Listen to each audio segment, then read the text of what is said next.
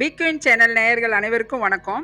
இன்னைக்கு ஈஸியா நம்ம குக்கர்ல களி எப்படி செய்யலாம்? இது ஒரு பெரிய ப்ராஜெக்ட் அப்படின்னு நினைக்கிறாங்க. ஆனா அவ்ளோ கஷ்டமா இல்ல. ஈஸியா செஞ்சு காமிக்கிறேன்.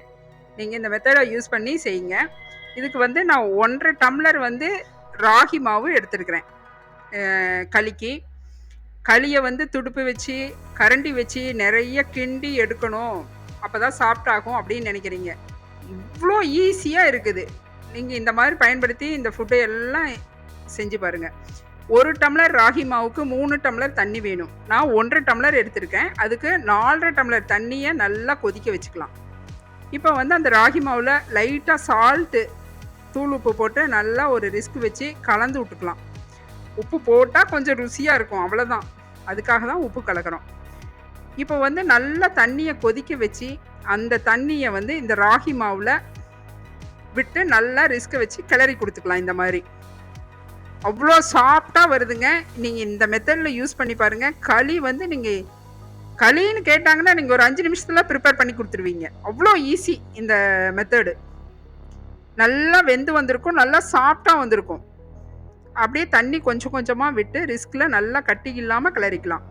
இது ஒன்றும் பெரிய அளவில் அப்படியே ரிஸ்க் வச்சு கிளறணும் அப்படிங்கிறது கிடையாது. மாவு வந்து மாவு இல்லாமல் நல்ல தண்ணியில் நனைஞ்சு வந்துட்டா போதுமானது. டிஸ்கை தட்டி விட்டா அதில் மாவு இருக்கும். அதை வந்து தட்டி விட்டு இது பண்ணிக்கலாம். நான் வந்து இதோட கொஞ்சமாக சாதம் இருந்து அதை மிக்ஸ் பண்ணிக்கிறேன்.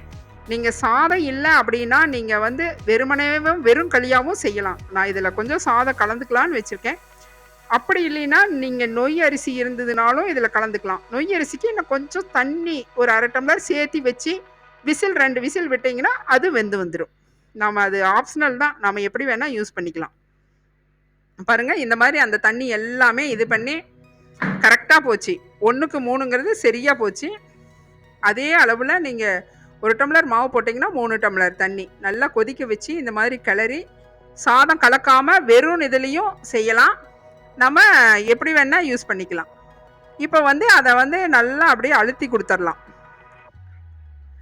அப்புறமா இதை வந்து ஒரு குக்கரில் வந்து நான் சாப்பாட்டுக்கு வைக்கிறோம்ல தண்ணி, அந்த அளவுக்கு கொஞ்சம் தண்ணி விட்டு அது நல்லா கொதிநிலைக்கு வந்ததுக்கப்புறம் இப்போ நம்ம கலக்கி வச்சிருக்கிற அந்த ராகியை உள்ள வச்சிடலாம். வச்சு மூடி போட்டு ஒரு 4 விசில், நீங்கள் ஒரு 5 விசில் விட்டாலும் இது தப்பு இல்லை. இது சாதம்லாம் இல்லை, குழைய போகிறது கிடையாது. அதனால் 3 4 விசில் விட்டு அடுப்பை ஆஃப் பண்ணிடுங்க. நீங்கள் நான் சாதங்கிறதுனால ஓகே. நீங்கள் நொய்யரிசி போட்டிங்கன்னா 2 விசில் சேர்த்தி விட்டுருங்க. 1/2 டம்ளர் தண்ணி சேர்த்தி வச்சுருங்க. அவ்வளோதான். இல்லை வெறும் ராகி மாவில் வெறும் களியாக செய்கிறதுனாலும் செய்யலாம். பாருங்கள், களி நல்லா வெந்து வந்துருச்சு. பாருங்கள், சாஃப்டாக இருக்குது. பாருங்கள், தொட்டால் கையில் ஒட்டாமல் வருது. அந்த பிசுபிசுப்பு தன்மை இல்லாமல் இருக்குது. அவ்வளோதான், களி ரெடி ஆயிடுச்சு. நம்ம தண்ணி இன்னும் கெட்டியாக வேணும்னா நீங்கள் தண்ணி கொஞ்சம் கம்மியாக வச்சுக்கலாம்.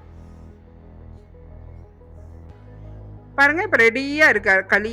நம்ம வந்து ஒன்றும் இது ரிஸ்க் எடுக்காமல் களி ரெடி ஆயிடுச்சு. இதில் தான் இது ஒரு பெரிய ஒரு பவுலில் வந்து தண்ணி வச்சு அதை கரண்டி அதில் நனைச்சிட்டு இப்படி களியை எடுத்தீங்கன்னா பாருங்கள் ஒட்டாமல் வரும். களி ரெடி ஆயிடுச்சு. நாம் ஒரு பாத்திரத்தில் வச்சு ஒரு உருட்டினோம்னா அது உருண்டு போயிடும். அவ்வளோதான், சாப்பிட ரெடி ஆயிடுச்சு. களி சாஃப்டான களி ரெடி ஆயிடுச்சு. இதை வந்து நம்ம ஸ்வீட்டாகவும் சாப்பிட்லாம், குழம்பு வச்சும் சாப்பிட்லாம், குழம்போடையும் சாப்பிட்லாம். பாருங்க, ஒரு சும்மா கரண்டியை ஒரு ஒரு தண்ணியில் ஒரு நாளாக நனைச்சிக்கிட்டா போதுமானது. இதை வந்து நான் பாருங்க ஒரு பவுலில் கொட்டி பாருங்க, களி எவ்வளோ சாஃப்டாக இருக்குது. பாருங்க, அழுத்தி கொடுத்தா அப்படியே கையில் ஒட்டாமல் வருது. இதோட நம்ம உள்ள நாட்டு சர்க்கரையும் நல்லெண்ணெயும் வச்சும் சாப்பிட்லாம். நல்லெண்ணெயோ அல்லது நெய் எது வேணா வச்சுக்கலாம். நல்லெண்ணெய் நல்லா இருக்கும். இது வந்து சாதம் கலந்தா நல்லா இருக்குங்கிறதுக்காக சாதம் கலந்துருக்கேன். நான் நாட்டு சர்க்கரை போட்டிருக்கேன். அதில் லைட்டாக நல்லெண்ணெய் விட்டுக்கலாம். இல்லை வெறும் நாட்டு சர்க்கரையும் தொட்டு சாப்பிட்லாம். இது வந்து குழந்தைங்க வந்து இப்படி கொடுத்தோன்னா நல்லா ஹெல்த்தியாக சாப்பிட்டுக்குவாங்க, ஸ்வீட்டாக இருக்கிறதுக்கு. நல்லெண்ணெய் வந்து உடம்புக்கு நல்லது. ராகியோடு சேர்த்து ஸ்வீட்டோடு கொடுக்குறப்ப கண்டிப்பாக குழந்தைங்க சாப்பிடுவாங்க. அது நல்ல ஹெல்த் பெனிஃபிட்டாக இருக்கும். அதுக்காக நல்லெண்ணெயும் நாட்டு சர்க்கரையும் களியில் சேர்த்து குழந்தைங்கன்னா ஈஸியாக சாப்பிட்டுக்குவாங்க. நான் ஒரு ஸ்பூன் வச்சு எடுத்து காமிக்கிறேன் பாருங்க. நல்லா களி சூப்பரா வந்துருச்சு.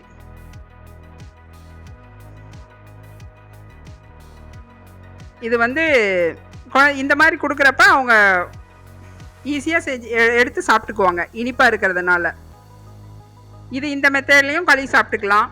அப்படி இல்லை அப்படின்னா குழம்போட சாப்பிடவும் நல்லா இருக்கும். இதுக்கு வந்து கீரை குழம்பு நல்லா இருக்கும் பாருங்க. களியோட கீரை குழம்பு, பச்சைப்பயிறு குழம்பு, அப்புறம் இது நிலக்கடலை சட்னி, இது எல்லாமே சூப்பராக இருக்கும் களியோட. இப்போ நான் வந்து பச்சைப்பயிறு குழம்பு வச்சிருக்கிறேன் களிக்கு.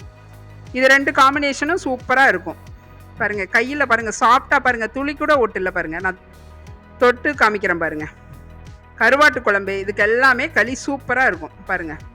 நீங்கள் இதுக்கு ஒன்றும் துடுப்பு வச்சு கிண்டணும், கரண்டி வச்சு இது பண்ணணும் அப்படின்லாம் ஒரு ரிஸ்க்கும் கிடையாது. சாப்பிட்டா நல்லா வெந்து வந்திருக்கும்.